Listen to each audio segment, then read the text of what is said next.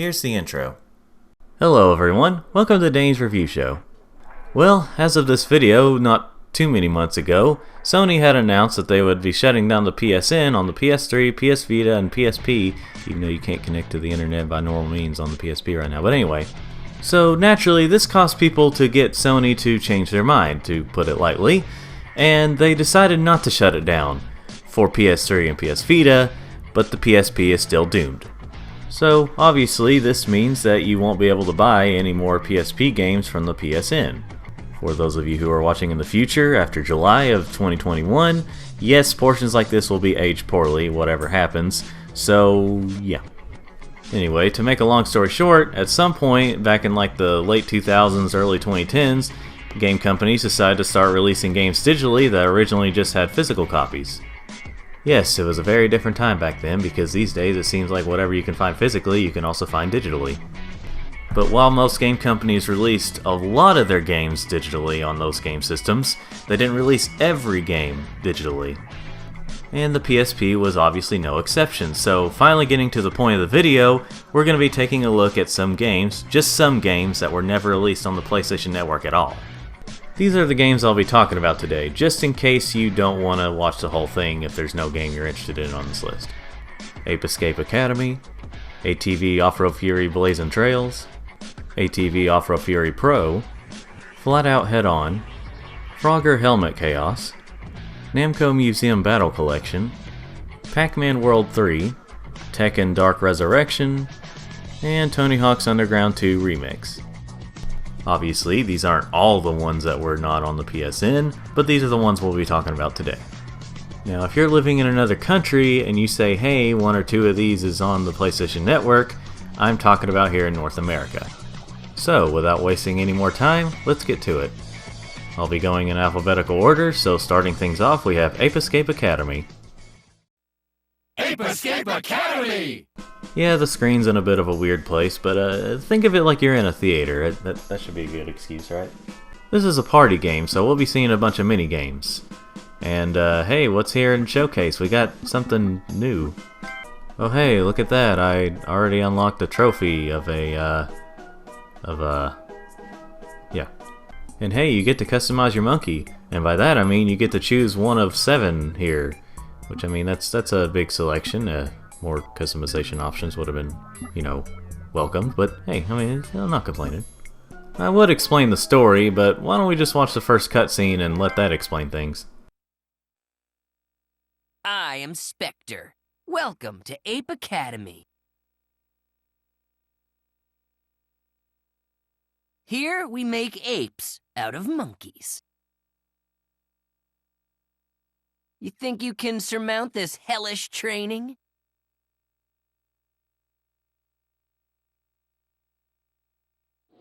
I didn't think so. What?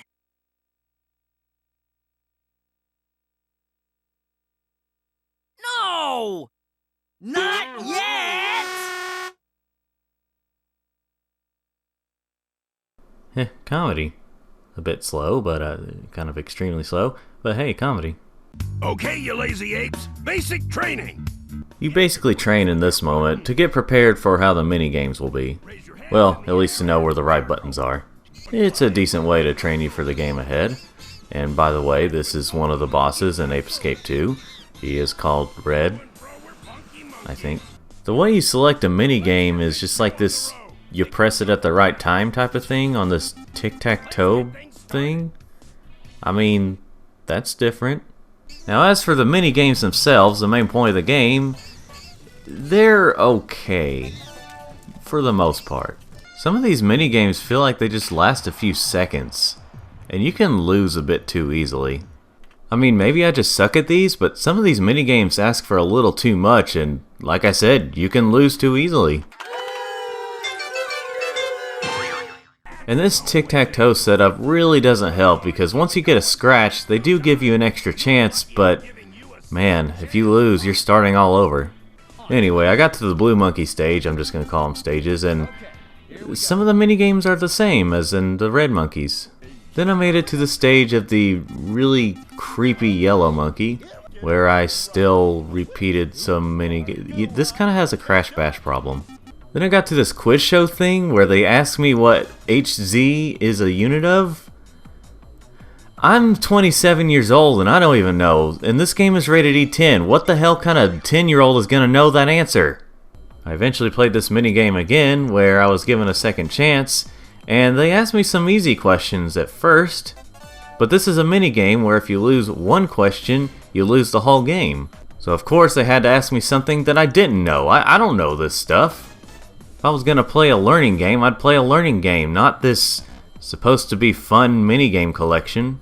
Anyway, I eventually lost and I would have had to start over, but I didn't want to come back to this. I don't know why I said these are okay for the most part. These are mediocre at best, the minigames I mean. So yeah, unless you're an Ape Escape game collector, or somehow you would find a lot of these minigames fun, I wouldn't recommend this game.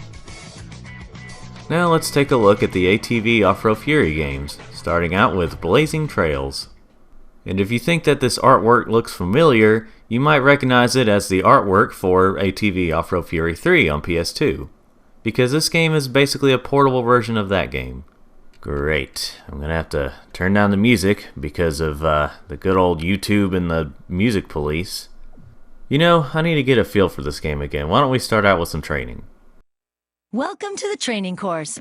Here you learn a few important driving techniques. Oh no, I have a feeling she's gonna be the red, cool type of person. Well, we could watch the video, see what we are getting ourselves into. Okay, it's time to teach you the basics. Watch the rider negotiate this simple course. Huh, well the graphics look a lot better here. This is the PS2 game. Well, I was refreshed on some things about this game through training, but why don't we just go ahead and get to the real game. There's actually quite a bit of content here for a portable, fun fact launch title for the PSP game. You have your standard racing mode where you race others. I bet you couldn't guess that. You have free ride where you can just, well, freely ride anywhere around the map you want to. There's no restrictions or anything. Well, okay, there are some restrictions, but you know. You have freestyle objectives where you can do these objectives in a freestyle. I don't know how to say this stuff.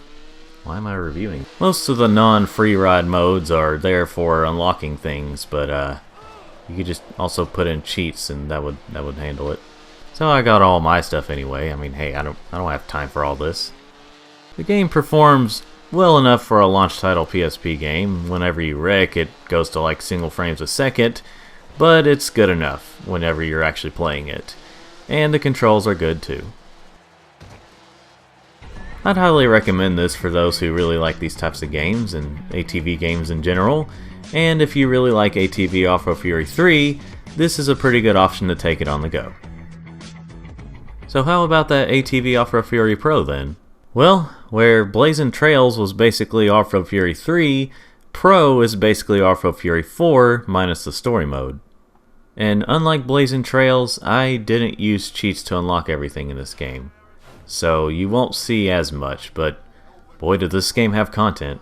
It's got a lot of the same modes and same gameplay elements as the previous one, but there is something that makes it stand out a bit more. Where the first 3 games in Blazin' Trails only let you use ATVs, this one lets you use other vehicle types. Those being dune buggies, MX motorcycles, and trophy trucks. And I imagine as you go through the game you can unlock more of these and, well, given the customization options, you got a lot to work with here. Plus, there's a photo mode in case there wasn't already enough exciting things you can do in this game. So this definitely sounds like the better option between this and Blazin' Trails, right? Well, for the most part. See, in the first 3 games, you had the free ride mode where you could go anywhere at your own pace and you could get points if you want to. You just have fun all over an open map. Well, in this game, that's kind of absent. The only option for that is the timed one, where you can only go up to 20 minutes, which for some people that's plenty of time, but if you want to go over 20 minutes, you can't. Now obviously I didn't play all the maps, but the ones I did play, they felt a little too small or a little too restricted on where you can go.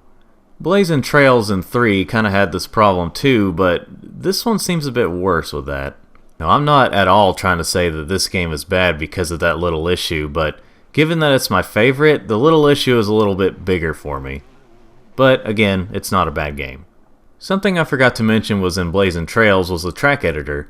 Well, in this one, there's a track editor and you can just straight up create your own track. I mean, yeah, there's still a lot of restrictions, but it's still pretty cool. So, unless the only mode you like is free ride and you like to have unlimited time, I would highly recommend this one, even more so than Blazin Trails. So if you're a big fan of the ATV Offroad Fury games, especially 3 and 4, then you'll definitely get a kick out of these games. Let's continue talking about vehicle games by talking about FlatOut Head-On. Also, like the Offroad Fury games, this is actually a portable version of FlatOut Ultimate Carnage, which is an enhanced version of FlatOut 2. So this is a portable version of FlatOut 2, basically. Oh no, oh geez, what am I? I'm starting to realize that these vehicle games are packed with content, probably because the gameplay is so simple they need extra stuff to justify the price of what they came out as. Don't get me wrong on that, simple is not a bad thing, I'm just saying. Now, I don't know any car game that doesn't have a racing mode. Okay, most of the Twisted Metal games don't have them, and there's that one game. Okay, there's a few out there, but very few. Even when considering all the physics this game has to deal with on the PSP, it actually performs pretty well. It doesn't have perfect frame rate, but it's actually pretty good. And what would a FlatOut game be without minigames? Not as good as if it had, you know, minigames. Right now I'm doing Carnage mode, which is just a bunch of challenges here and there. I think I didn't play much of it, but as far as I could tell, that's what it is. But of course there's also FlatOut mode, which is basically this game's career mode, where you unlock more things. I will say FlatOut 2 is very similar to FlatOut 1, it just has more things and some new levels and new songs and all that stuff. So I guess you could say that FlatOut 2 is basically FlatOut 1 but better, FlatOut Ultimate Carnage is basically FlatOut 2 but better, and FlatOut Head-On is basically FlatOut Ultimate Carnage but portable. I'm not really sure why this one has the name Head-On. I mean, yeah, I guess you can cause head-on collisions in this game, but you can do it in the other games, so I'm not really sure why they did that, but okay. You know, I've mainly been talking about things around the game. I should be talking about the game itself. It's a good game. But before we officially end this part of the review, why don't we take a look at the mini-games in the game? Of course, I won't be repeating myself on any returning games, so yeah, I'll just be brief on those and I'll talk about the other stuff. Of course, you've already seen that high jump makes a return. Bowling also makes a return. It's just kind of in a different lighting and different kind of environment, sort of. It's still bowling. A new stunt minigame is ski jump, where it's basically the same as ski jumping except it's with a car and you fling your ragdoll out. Bullseye kind of makes a return, except this time it's curling.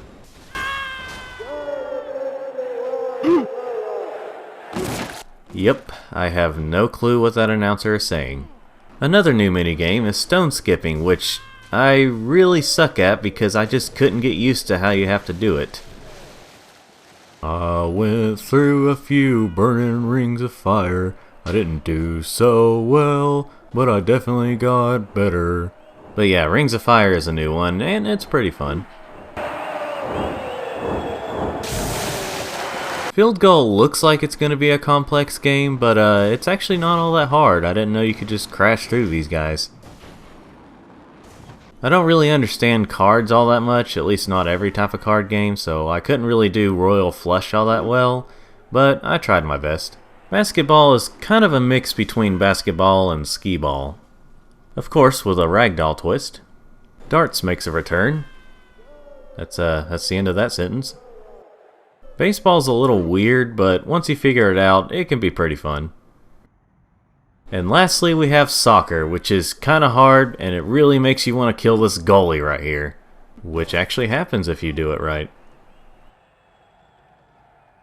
And those are all the mini games, or the stunt games, whatever they call them on here. And that's all I've got to say about FlatOut Head-On for now. So, whether you're a fan of the FlatOut series, especially 2 or Ultimate Carnage, or you're a fan of realistic racers that also have a bunch of destruction and ragdolls and minigames, you should definitely get a kick out of this one. And there's no better place to play it portably than on PSP. At least until the Switch potentially gets a port of this game or something, but You know, this could be really old and I just aged the video really poorly. But whatever. It's a good game. Let's hop away from vehicle games for now and talk about Frogger Helmet Chaos. Oh no. Yeah, this is back when Sony thought it was a good idea to try and emulate a phone, like a flip phone, and this was the way you had to put in words. Thankfully, a lot of games after this didn't use it, but unfortunately this game suffers from that. This menu setup is kind of strange, but honestly, I do have a theory as to why that is.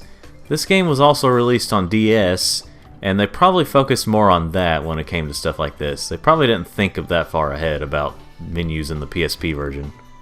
Our story begins, as most stories do, once upon a time in a swamp, where there lived a frog named Frogger and a toad named Toady. Ah, that's Lumpy! Again, when it comes to the cutscenes, they definitely thought of the DS version more than the PSP version. Not that this is bad, it's just, I mean, look at it. Thankfully, the most important part of the game, the gameplay, is intact here. This game borrows a lot of elements from Frogger Ancient Shadow, but then again, these were released around the same time. If you play the DS version of this game, you might notice the PSP version's graphics look, quite superior. Not to say that the DS version looks bad, it's just compared to the PSP version, maybe a little. Oh, Frogger, you dirty, nasty slut. So at this point in the story, Frogger's trying to find where Lumpy went off to after that crocodile put that helmet on his head. You know, I probably should have let you see that part. Oh, and he was wearing this big metal thing on his head. Big metal thing? You mean like a bucket? Why would he be wearing a bucket on his head? Huh, this is getting weird. Yeah, Frogger, maybe you should have shut your freaking mouth, let her finish, and say it wasn't a bucket! The helmet that Lumpy is wearing has been put on a bunch of creatures, and they're mind-controlling helmets, and they cause chaos. What's really interesting about this game is that it has multiple pathways. I mean, not that it's very deep or original, but for a Frogger game, it's quite different, and you end up with different endings at the end. So far, I'm really digging this game. My only issue with it so far is the way the health system works.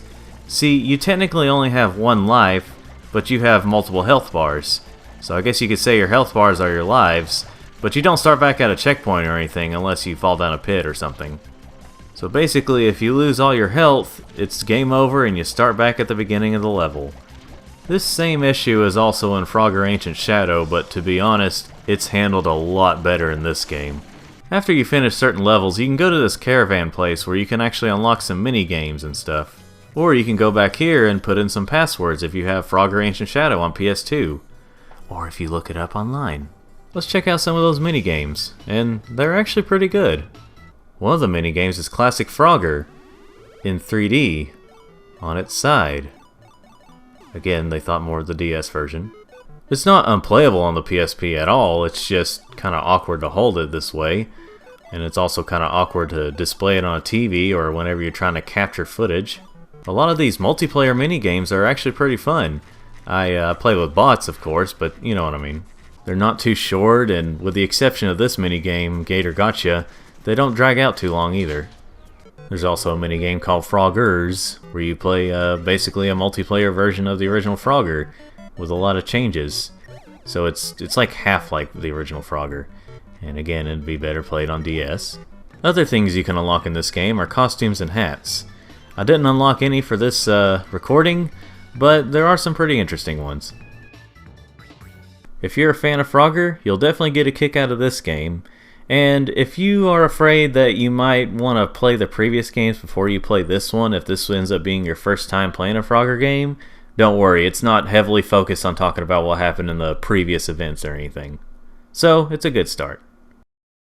Going from one classic franchise to another, talking about a whole bunch of games, let's take a look at Namco Museum Battle Collection.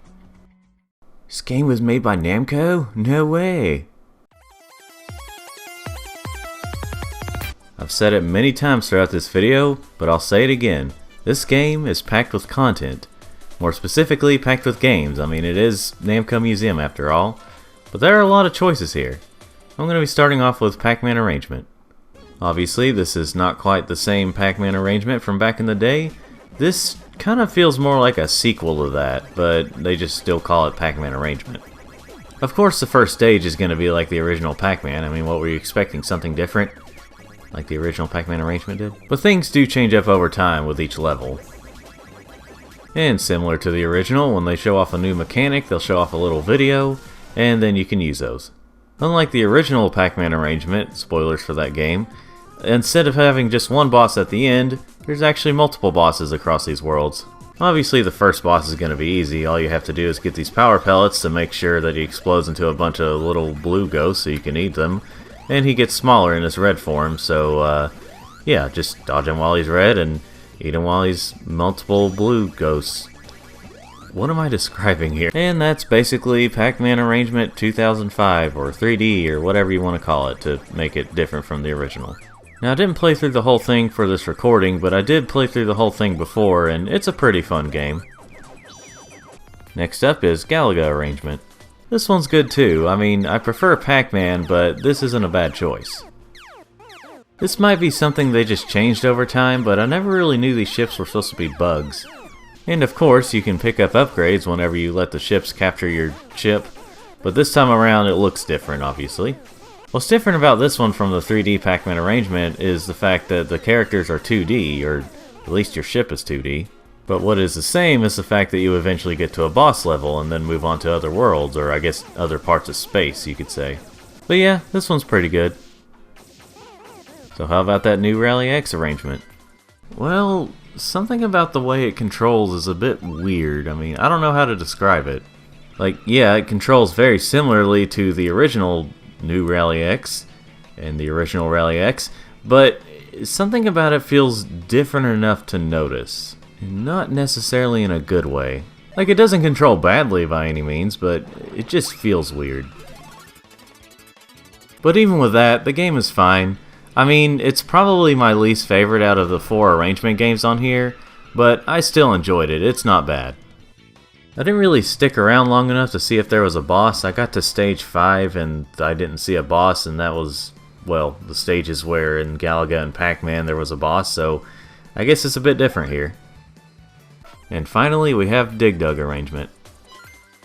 Well, it pretty much plays like the original Dig Dug, except you can find power-ups now. I mean, obviously you also have a lot of other changes, but if you can play the original Dig Dug, you can play Dig Dug arrangement. I was wondering when the dragon things were going to show up, but they didn't show up until stage 5. Again with no boss. I did eventually find him on stage 7. I guess all these arrangement games are different, it's just Pac-Man and Galaga that have stage 5 bosses. But overall, the game is good. I mean, it is a bit slow, but so was the original Dig Dug, so it's good. Now that we're done with the arrangement games, why don't we check out some of the classic Namco games. I'll be going over these really quickly, just saying their names and then giving a quick comment. Pac-Man, it's Pac-Man, it's fun for a few levels. Miss Pac-Man, it's the better version of Pac-Man. Galaxian, I'm not really the biggest fan of this one. King and Balloon, it's a bit too hard for me. Galaga, it's a fine game. Rally X, a very okay game. New Rally X, it's definitely an improvement over the original. Bosconian, I think? When you know where to go, it can be pretty fun. Dig Dug, it's a bit slow, but I enjoy it. Dig Dug 2, I actually really dig this game. No pun intended. Xevious X Xevious. It's not bad, but it's really hard for me to get into. Mappy, it's a bit of a weird game, but when you get used to it, it can be pretty fun. The Tower of Druaga? It is way too slow. I did not like this one. Dragon Buster, it's definitely a different one, but it's pretty good. Grovda, these are some weird names. It's alright. Motos, it's kind of addicting. And finally, Rolling Thunder, it's enjoyable, it's just kind of hard. And those were all the games. While I didn't enjoy every single game, I did enjoy most of them, and some of them can be pretty addicting. In my opinion, this is the best portable Namco museum. This is definitely better than the options we have these days. Anyway, if you like classic Namco games and or the arrangement games, you'll definitely like this one. Well, let's follow up this Namco game with another Namco game, Pac-Man World 3.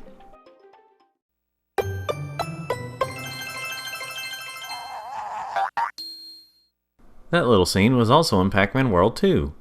I'm sure you care about that information.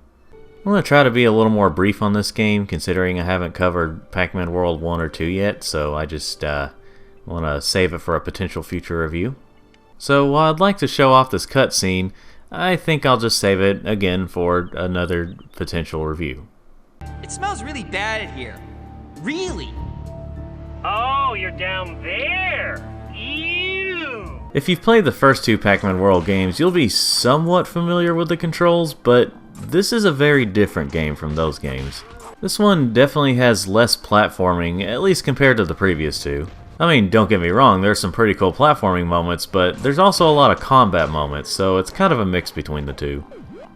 This game is also more story focused and doesn't really feature the kind of level selection like Pac-Man Worlds 1 and 2 did, and you just kind of go in the game basically.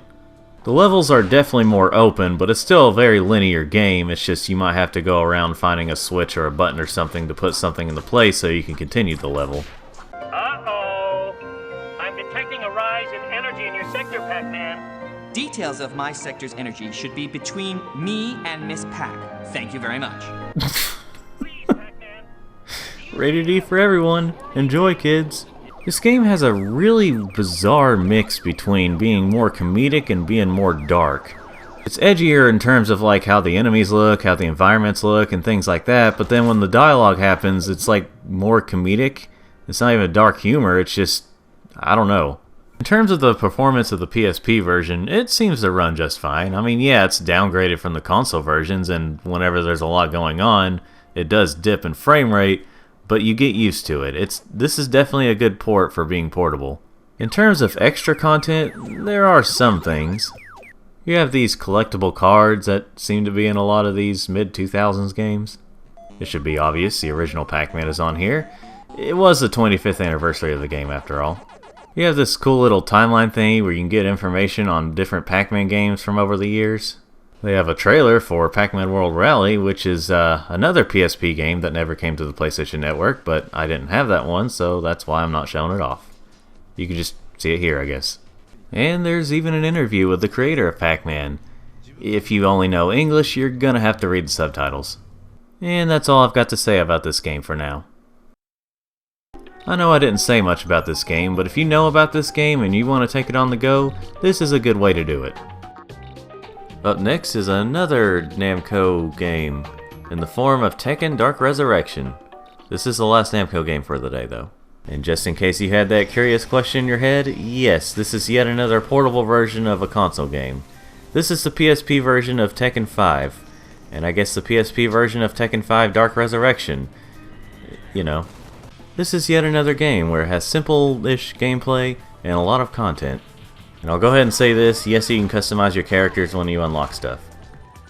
If you've played other Tekken games, you should be familiar with the controls for this one and the feel for it. I mean, yeah, it's on a PSP, not a regular PlayStation controller, but you'll still get that feeling. I'm going to be a little more brief with this game as well, considering if I do a Tekken 5 review, I don't want to, repeat myself too much. Not any more than I usually do. I know you can't tell here, but during fights, the game actually runs at 60 frames per second. It runs pretty smoothly on the PSP. A lot of the same modes you would expect are here. When I went to arcade mode, I hit the random selector and it selected me Anna. It didn't choose Nina because I guess it didn't want me to use That bitch. Also, I kept forgetting and pressing X whenever I select a character because that would be the logical choice, but not for Tekken. It changes their costume. Win. Look, it was a simple mistake. People make mistakes. You don't gotta laugh. I don't know if this is just arcade mode, but sometimes certain characters, when they meet up, they have special intros and outros. And I keep forgetting this is story battle, not arcade mode. Oh, squeal like the little piggy you are. I can't tell if I'm uncomfortable or excited. Anyway, the last two battles are Devil Jin and Jin Pachi. At first, it looks like the ending cutscene for the characters will be just like the intro, but then afterwards they also have the CG cutscenes. Now here's actual arcade mode, which I'm still getting it wrong, it's called Arcade Battle. It's basically story battle, just without the special cutscenes. I played a little bit of Tekken Dojo, and by a little bit I mean I did one fight and I was done. I just wanted to see what it was like. I'd go over the other modes, including the new ones, but again, I'd want to save it for a Tekken 5 review and possibly include Tekken 5 Dark Resurrection. I don't know what the future's going to hold, but I'm just going to say there's a lot here you can do, including Tekken Bowl, which is already in the game for free. Did you hear that, Tekken 7? Did you know about that? And that's all I've got to say about this game for now, and if I never make that future review, well then that's all I've got to say about this game. Tekken fans, especially fans of Tekken 5, and fighting game fans who like to take their fights on the go, should really enjoy this one. And the final game on our list today is Tony Hawk's Underground 2 Remix. I miss that good old eyeball for the Neversoft logo. Of course, I'm gonna have to mute the music because, well, you know the story. As you can tell from my custom character, you can customize characters. There are some new features to this version of the game, but it's basically just Thug 2 just on PSP.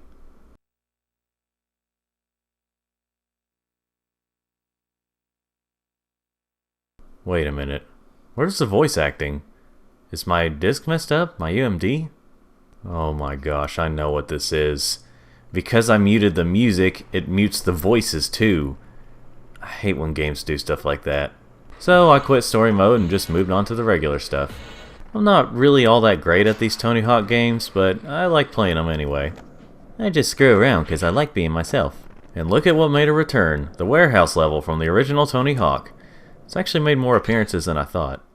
What's different about this version though is it actually has this extra room. Apparently this serves as the training level in the story mode. There's some other little changes here and there, and it's good overall, but it's really missing that magic because you can't listen to Superman by Goldfinger. The game controls pretty well.